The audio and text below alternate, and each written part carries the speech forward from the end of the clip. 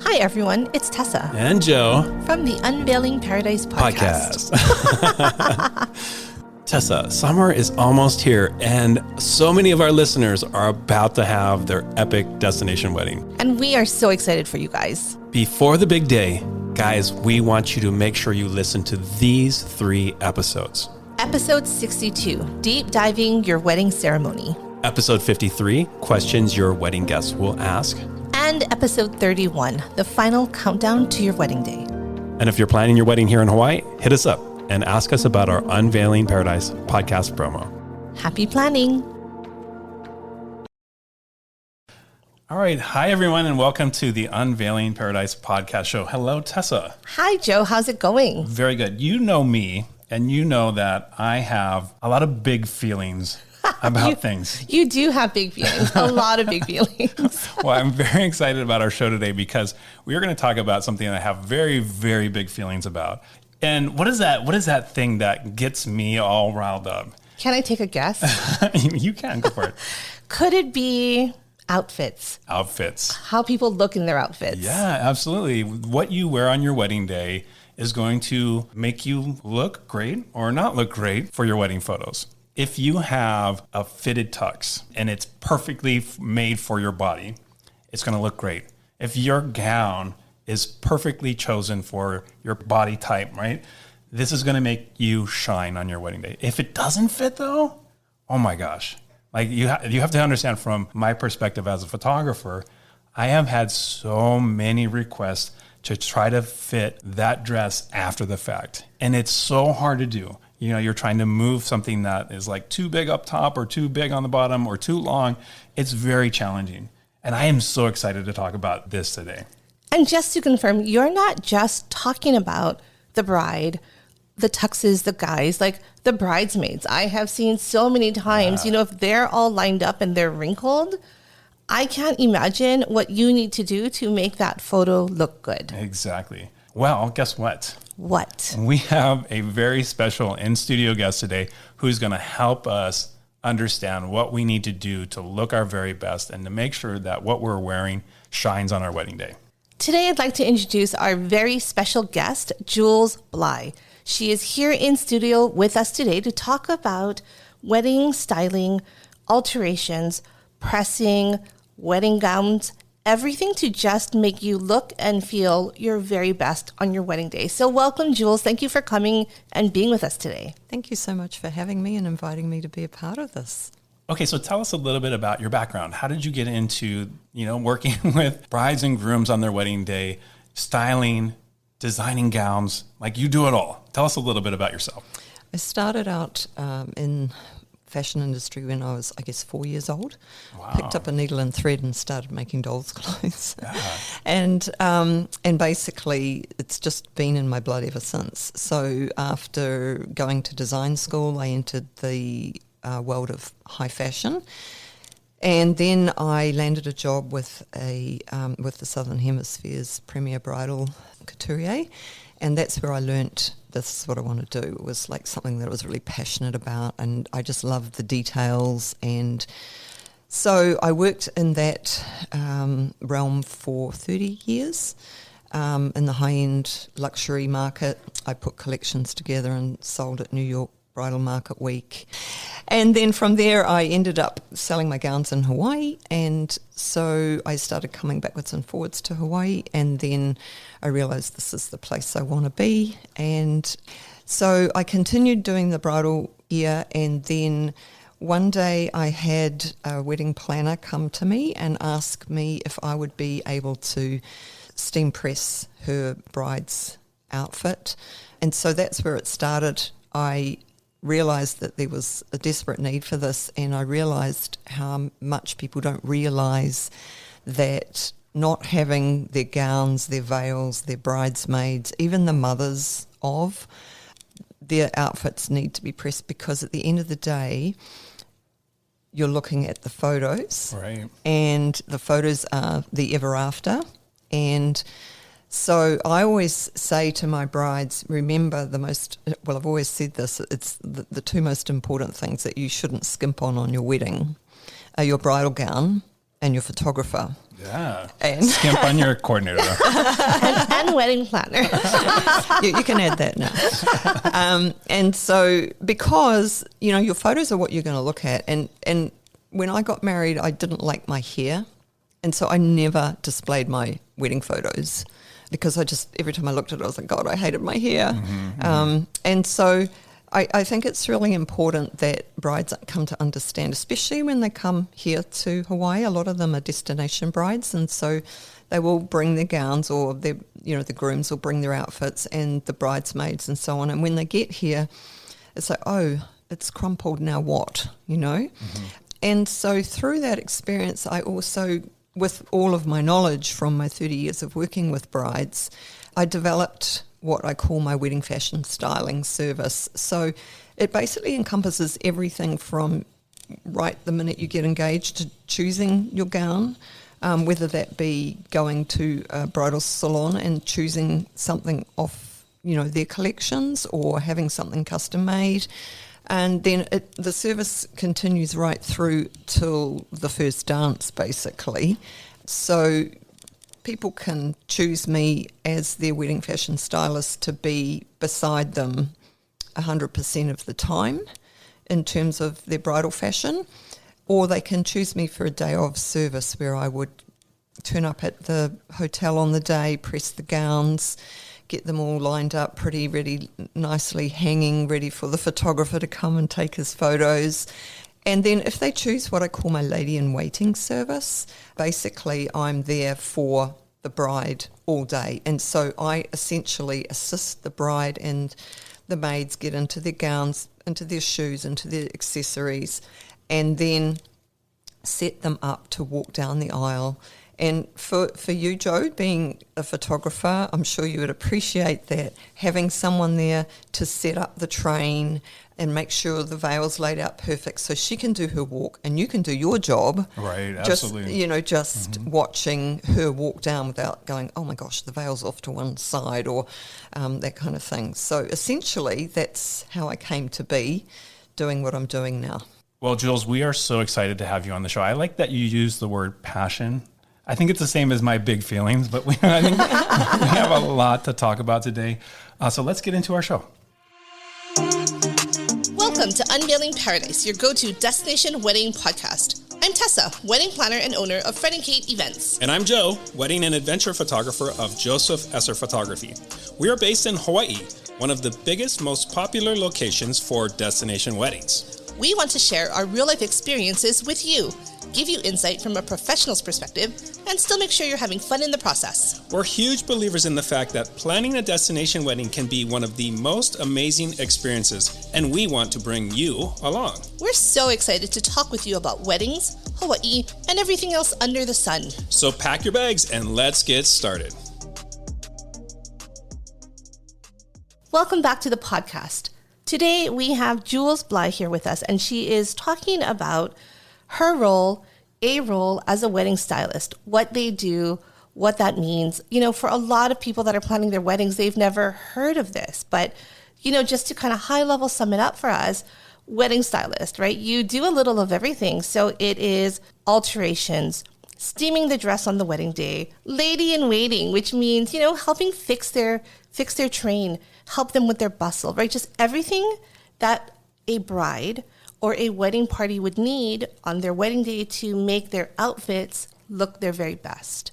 Am I correct? Yes, that is correct. Okay, perfect. So what I want to do with you today, and I guess Joe can be here for the ride, big feelings, big photographer, is I'm going to go through some scenarios that as a planner, we encounter a lot. So I'm going to lay out the scenario, and what I would love to do is kind of talk about a situation where it actually happened, and then I would love to hear your thoughts on how we could have made that situation a little better. Does that work for you? Sure. Okay, perfect.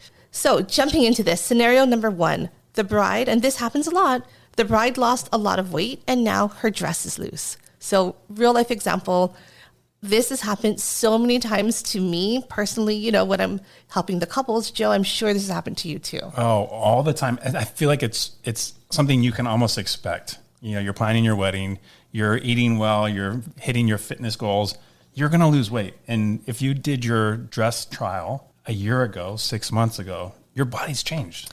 Or even, your final fitting is often 2 to 3 months before. But brides, in addition to the fitness, the weight loss, it's stress and anxiety also causes people to lose weight. So at that point, they weren't intending to lose more weight. A lot of the brides that I hear have unintentionally lost more weight. They have lost weight because of stress, because of anxiety. And so all of a sudden their dress doesn't fit. If you have a strapless or if you have the triangle tops, and they're loose, it can be really risque. That is absolutely true. I mean, I've had that experience with brides, even up to the last week before their wedding, and with the stress and the anxiety, of course, the excitement, all of those things. Yeah, they do lose weight. And so I would advise as a professional that the bride try on her gown at least 1 week before the wedding, preferably before that. My pet peeve at weddings is to see girls what I call doing the hitch, where they're You have to see this. We're not live, so but it's basically, how do you explain your movement? It's the pulling off your top, ladies. We all do it. We all have things that we just haven't quite fit right. Well, it's that shimmy. It's like when that shimmy up. It's like when you have a strapless bra, Yep. and somehow or other always ends up down around the bottom of your rib cage. It never stays that way. But a strapless gown is full of bones and structure, so it shouldn't do that. And the other one I have a pet peeve about is the one where the strapless gown sits out from the body. It's not actually touching the breastbone. It's sitting out. Yeah. And it to me, it just looks kind of strange. A gown should fit. And so my advice would be to actually make sure that you try on your gown, 3 to 4 weeks before the wedding, and then try it on again, a week before the wedding. I mean, the fun thing for brides is they're only going to wear their gown for maybe 5 or 6 hours on the day, depending if they're going to do a second look. And so when brides come to me for fittings, I take my time, I let them wear it, enjoy this, because this is, after your wedding, you're probably not going to wear it again. So, I get them to move around in it so that they get confident with the train, and I teach them how to walk and with the train. So making sure that the gown fits. And the other one that I always get my brides to do when I'm doing their fittings and their alterations is to throw their hands up in the air. Oh, wow. Yep. Because you've probably seen that classic image that's been around on the internet forever, where the bride throws the bouquet and she's wearing a strapless gown and her boobs pop out over the top. I don't have to say that I've seen it. I don't have to say that I've seen it on the internet. That happens a lot in my photos. Like the bouquet toss, sometimes at the aisle, like the couple will do a big dip, and like for photo, not a problem. This has happened where, they fall out of their dress. You can Photoshop. Yeah. Video, though, there's nothing you can do about it. Well, and also live. I mean, your guests are there live. Nobody wants that. Nothing you can do. And nothing more embarrassing than that, and your grandfather's sitting there, right? So I have a question for you, Jules. I know you're saying try on your dress 1 week before, but what happens if you did lose more weight? How much time do you need? Or, if we were to say we need a rush alteration, what does that look like? Is it even possible? Well, that's possible depending on whoever's doing the alterations schedule, obviously. I'm very passionate about weddings, and I'm very passionate about making sure brides love their gowns and love their day and that everything goes perfectly. So I'm very accommodating in that regard. If you have an emergency and I'm available, I will basically pull out every stop to make it happen for you. I don't know if that's true of, I would say it's probably true of most wedding fashion stylists, because we're in it because we love it. You're in this industry for a reason. Yeah. Right? You love the weddings. You know the high intense emotions that come with weddings, right? Yes.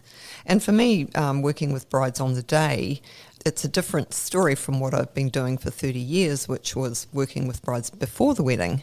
So now when I go to the weddings, everyone's in party mode. So it's like an entirely different aspect of the weddings that most of the time I never used to experience. And so, and then, these brides are very emotional little butterflies. I'm kind of an emotional butterfly. You are an emotional butterfly I like too. that. Noting that for you.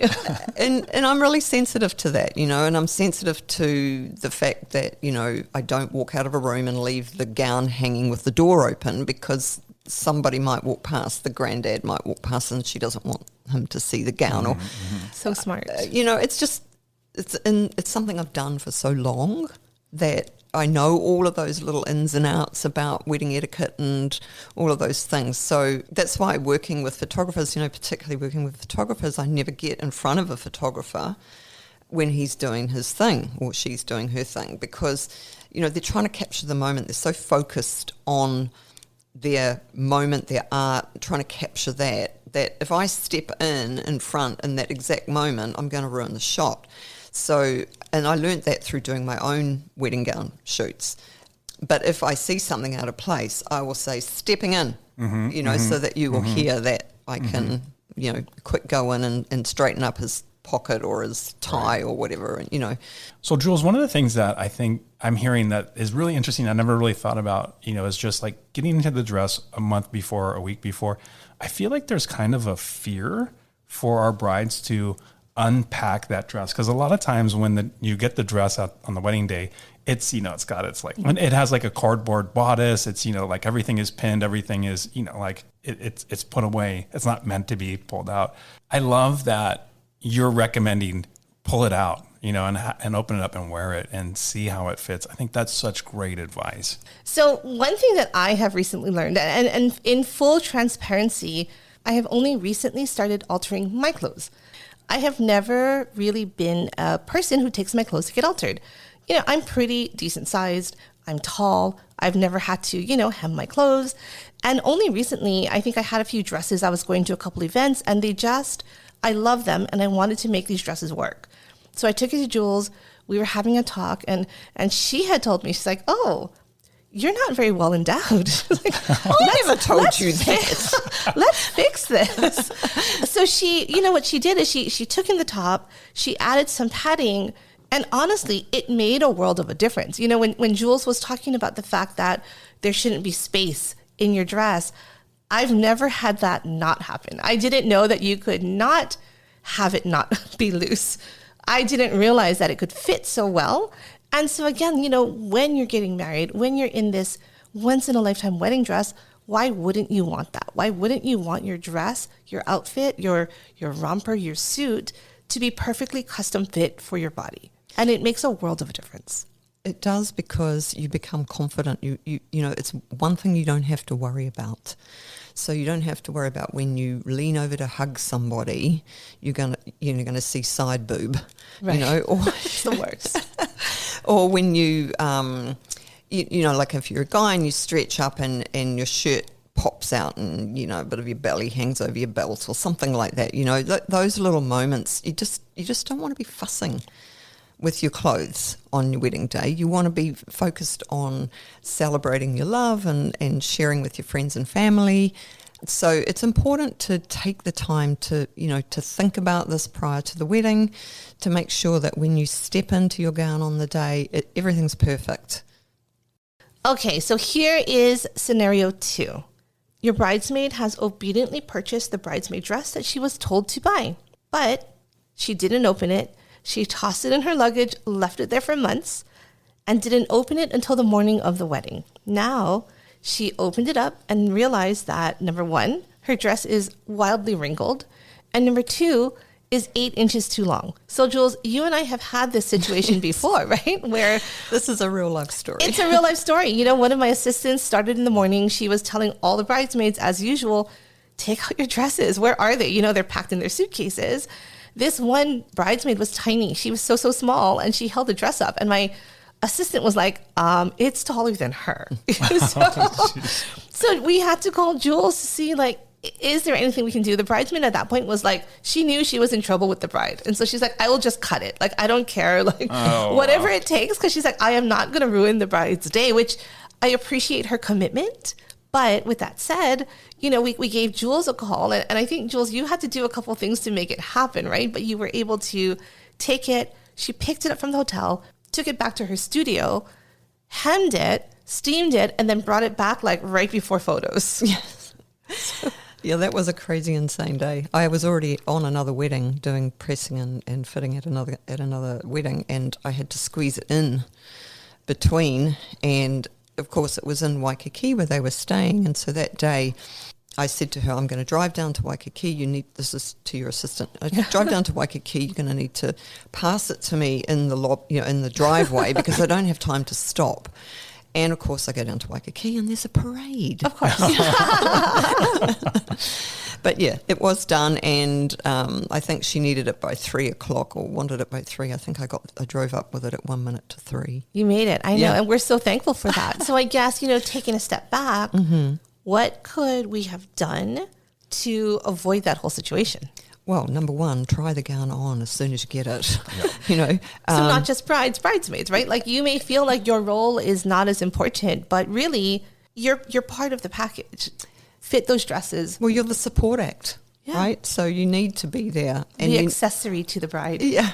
You need to be, you definitely need to try it on. And so many times I get requested to steam the wedding gown and the groom's outfit.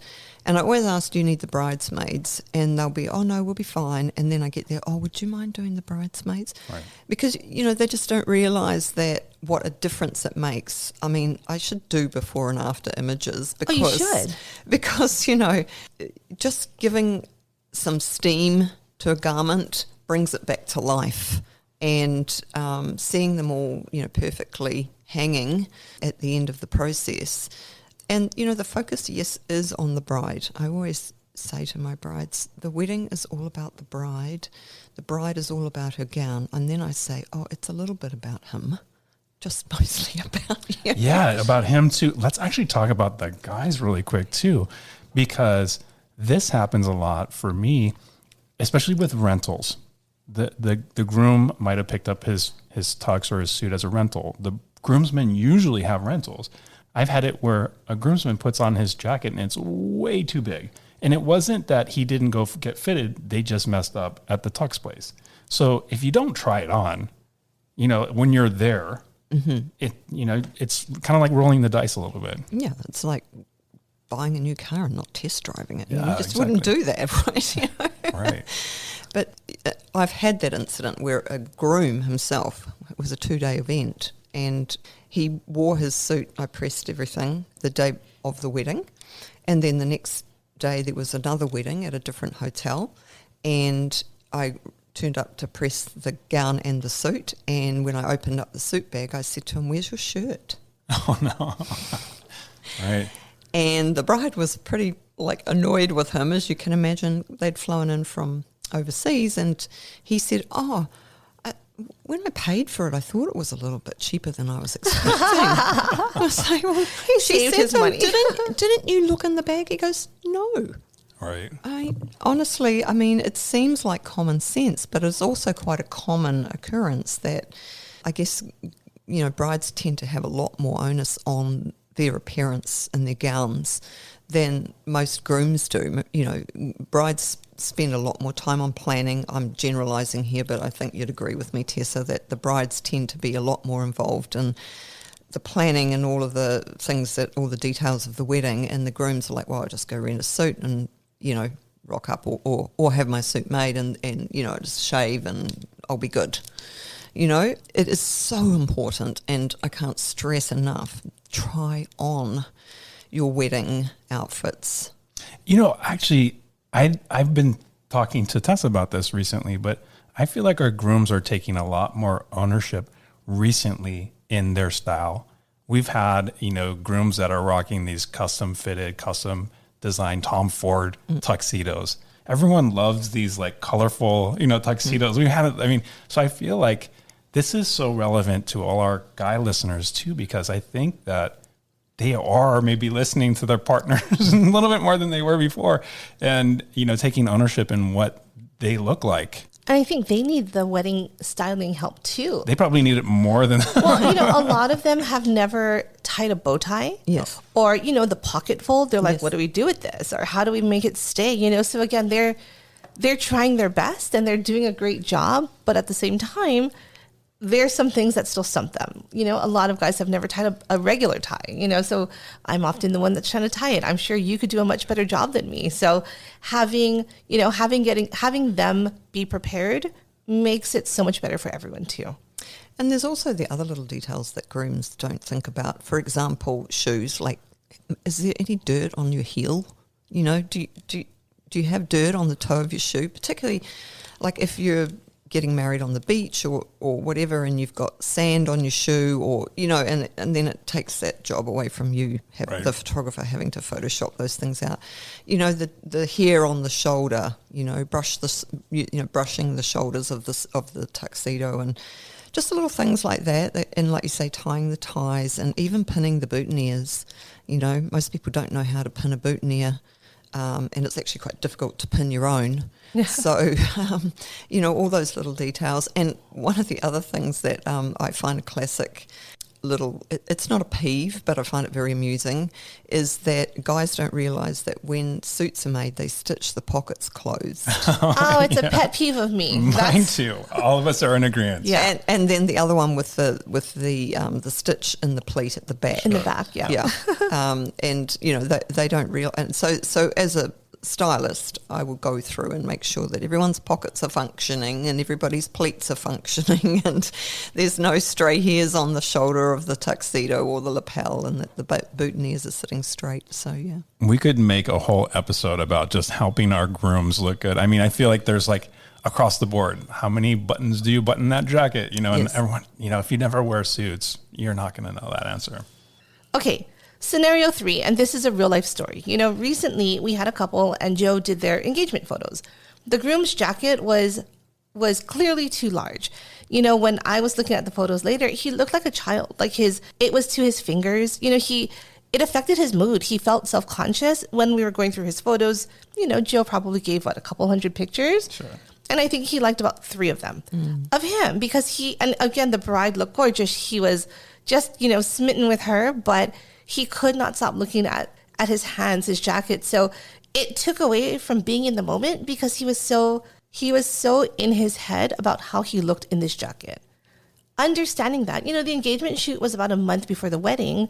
What can we do to prepare his suit on the wedding day to make sure that he is not worried about these things? Well, basically, he needs to have the suit altered, clearly. And good design is all about good proportion. So oftentimes, you know, you have guys that are either really tall and then their pants will be too short and, you know, it kind of looks a little weird.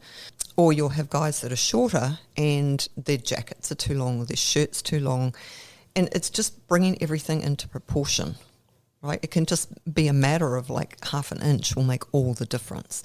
So in the case of your guy with the sleeves too long, it would have been a great idea to have that altered and then have the sleeves proportionate with his arm and with the shirt. And that way he would have felt entirely different. I mean, I've had this exact situation with grooms who've come and they've put on their pants and their shirts and they're not tucking their shirt because it's Hawaii, obviously, they're doing that more casual thing. But the guy was particularly, you know, he wasn't particularly tall and he looked like, you know, all body and no legs. And so by shortening his shirt, he was like, I'm bringing all my clothes to you now. Because, you know, he felt taller because of the proportion that I created by altering. And I'm sure it makes a difference for photos too, right? Like if they are looking a little disproportionate, I guess, do you Photoshop them and make their legs taller? What do you do? Right. I mean, and I guess I think this happens a lot with like kind of off the rack suits for men. You know, a lot of times we bring a little clips because I feel like a lot of times these jackets are just kind of like, they're too bulky, right? And it doesn't fit their body. So a lot of times we'll bring clips to clip the back of the jacket just to fit it a little bit better. But obviously, you know, you're not going to be walking around your wedding day with like a little clip in the back of your jacket. I'll bring my stapler. So, no, I'll bring my pins. Okay, that's better. We'll go back to making sure you try these things on well in advance of your wedding. And, you know, at least, if nothing else, a week before your wedding. And not the day of, preferably, you know. I mean, I can wave my needle. It is a needle, not a magic wand, but I can definitely wave my needle and do things that can work in the moment. But ideally, we want to not have those scenarios on your wedding day. So yes, please, listeners, try on your suits, try on your shirts, try on your shoes, try on your socks, and try on, as a bride, try on everything. Try your veil, try your earrings, because sometimes you think it's going to work and it doesn't work, or it doesn't work as well as something else works. So, yeah. It seems like the recurring theme through this episode is try on your clothes. Yes. Don't wait until your wedding day, right? Yes, absolutely. Awesome. Okay. I'm going to move on to scenario number 4. And this is one that is a pretty common problem. We lightly touched on it in another episode, and I still to this moment do not have a good answer. So I'm hoping you can help us. The couple is traveling together, staying in a hotel room together. So of course the wedding dress is in a garment bag. She doesn't want her partner to see it. It's hidden, and it stays in the bag for days until the wedding day. At that point, it's obviously a little wrinkled. So, even when she picks up her dress from her designer, they've pressed it, they've steamed it, it looks great, but then they pack it in the bag, and they can only do so much. You get on a plane, you're going to hotels, the porters are bringing up your bags. Again, it's hanging in a closet in a bag for days. You take it out on the wedding day, and the dress is a little wrinkled. The veil is a little wrinkled. And we always tell couples, take it out as early as you can. But I do understand if they're staying in the same hotel room as their partner, they don't want to. They don't want them to see it. So I guess, what do you think, or what do you suggest we could do to combat this situation?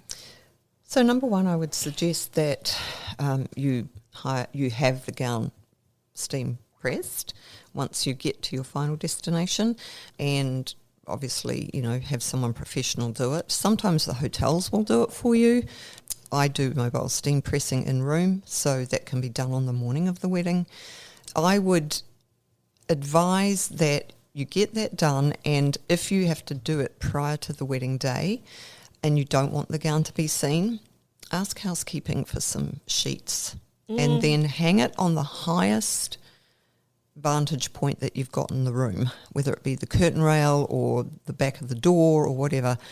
Hang it somewhere and then just drape a sheet over it, or pin a sheet, 2 sheets together, and let the train hang down so that it's all out. Oftentimes, if you hang it in a bathroom, the steam from the bathroom will help the creases fall. The veil tends to get very bent because they're typically synthetic fibre, so they bend, and that needs to be pressed, which a lot of people are very afraid of touching because it is nylon, so you put the wrong heat of iron on it, you're going to melt a great big hole in it. So those things, if you're going to spend that money on your wedding gown, you're going to spend the money you're spending on your wedding day, and you want the amazing photos, pay for a professional to have that done. And preferably, if you can, have it done in your room.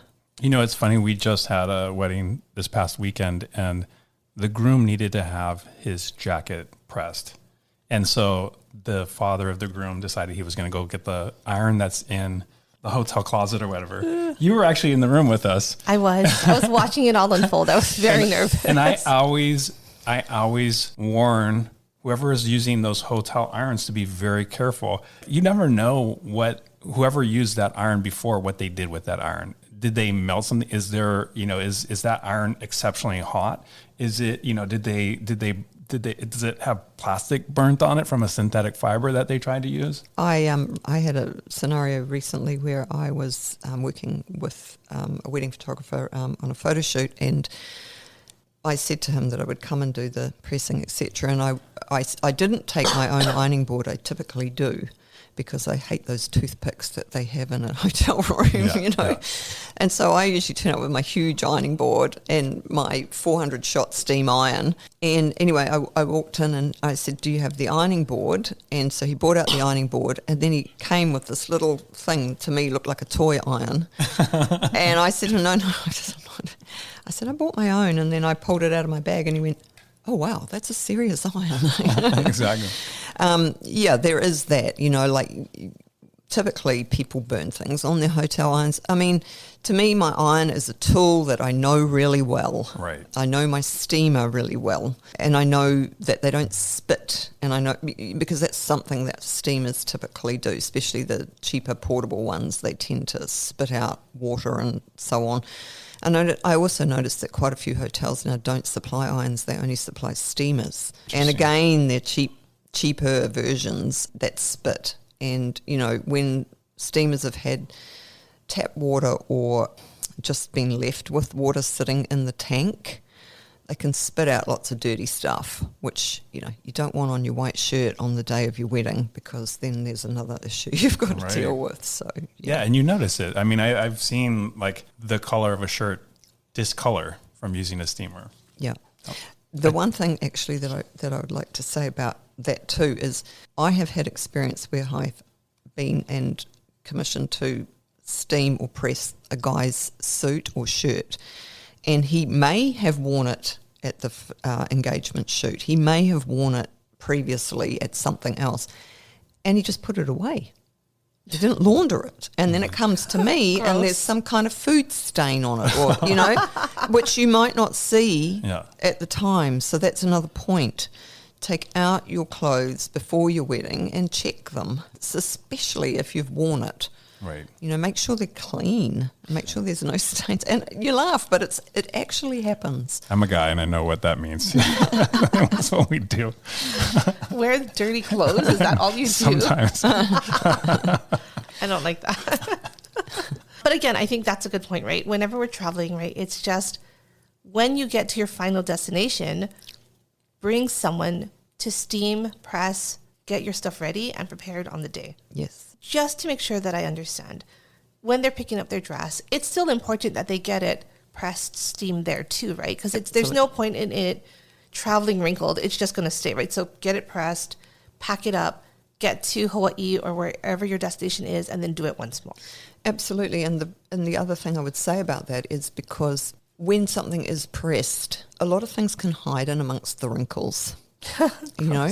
I just had a case the other day with a bridesmaid who her dress had she'd never worn it, and she took it out, and when she got it out, it had a blue stain on the back of it, right on her backside, and there was nothing that could be done because it wasn't something that had been spilt there. It was just a flaw in the fabric. And so you want to make sure that everything's pressed before you go to wear it, because that way if there are marks or things wrong, you can rectify them. It's not an issue on the day. And so if you have your wedding gown pressed and it's all, you know, you can look, then you're looking for the flaws. When, you know, your eye, if you can see it with your naked eye, then you're going to see it in a photo. And then I have to Photoshop. And then it's extra work for your photographer, right?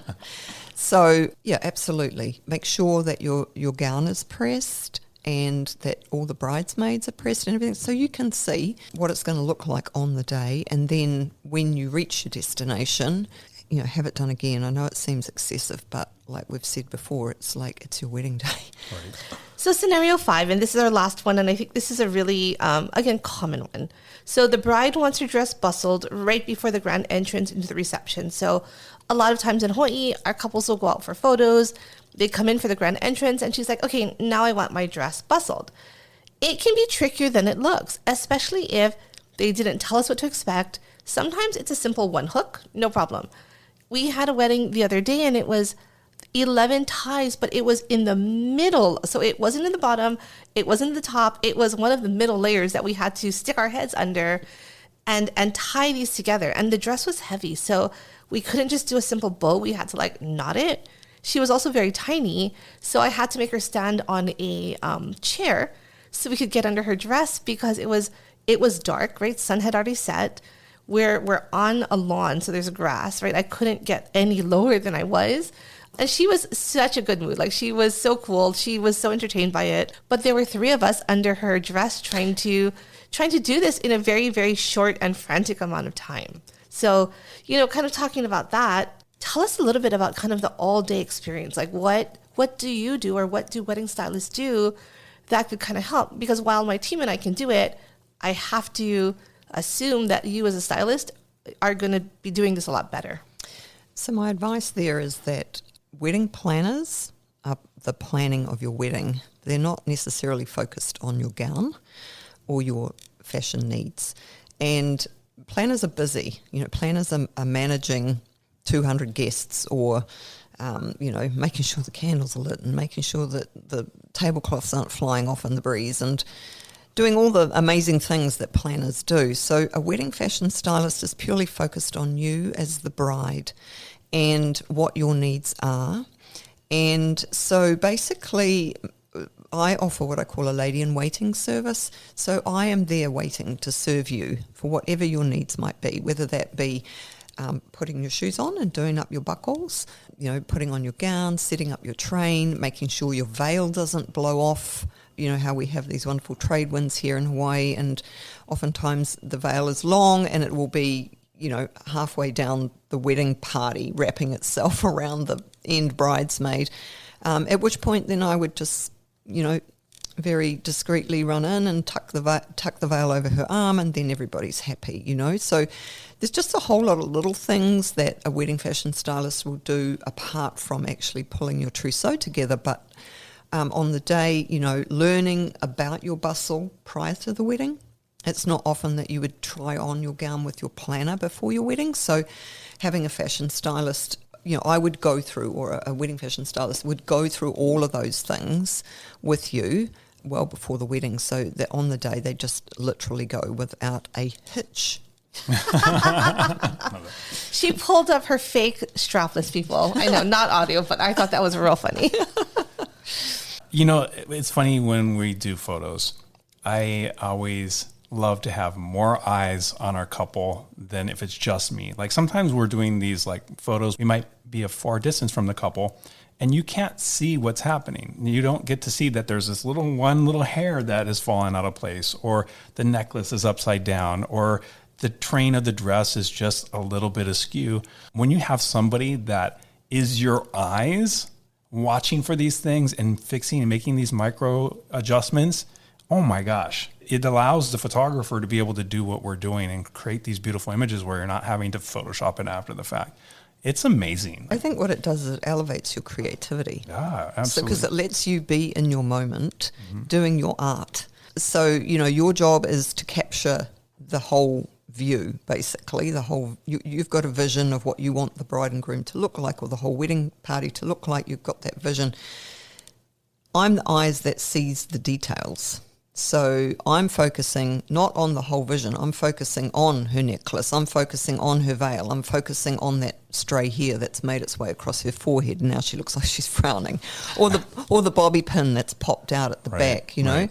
So even like the groom's pocket flap flipped up or whatever, right? So that's the job of the wedding fashion stylist, is to make those wedding photos be, just the most special and capture the moments. Because, we know that sometimes, well, I know in my years of experience that sometimes for whatever reason, whether it's been a weather thing or something like that the couple have dressed up again and gone and had the wedding photos done a second time when it's not their wedding day. And that's all very well and good, but it's not the moments, and you can capture the look, but you can't capture the moments. So being able to be there and help the photographer capture the moments and capture them perfectly is why it's such a great idea to have somebody like a wedding fashion stylist there to work alongside you. Yeah, absolutely. Let's work together at every wedding, please. Okay. It just makes sense. I really feel like, having you there, Jules, or having a wedding stylist there really does make the planner's job easier, the photographer's job easier. Because for me, a lot of times, we're filling in that role. But again, we're not stylists. We'll help them bustle. We will pin that veil into her head like there's no tomorrow. But it, like you said, it takes us away from doing other things, which is a lot. It adds up. And ultimately, we're there for the bride and the groom. And so we want their day to be the best it can be. And if we're all doing our jobs, then they don't even know we're there, And it's like, that's, I think, what we need to understand is it's their day. They've spent a lot of their energy, their emotion, their money and so on making this a very special moment for themselves.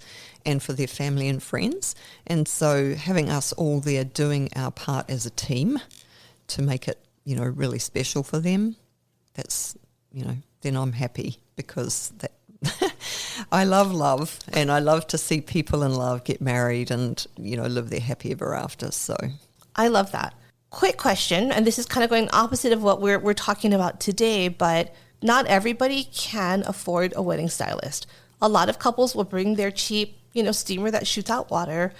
Do you have any just high-level tips on how to steam their dresses using those hotel room or purchased on Amazon steamers? don't do it. Sometimes they have to. We have to. Well, I would say never press on the outside. Always do it inside out. Sometimes those less expensive steamers don't do a very good job, and a lot of times you actually need weight on the fabric. But then again, I say that and then it makes me very nervous, because if you put too much weight on, you can scorch it. Use a pressing cloth, maybe, like a fine cotton that you can put on the garment rather than put the iron directly onto the garment.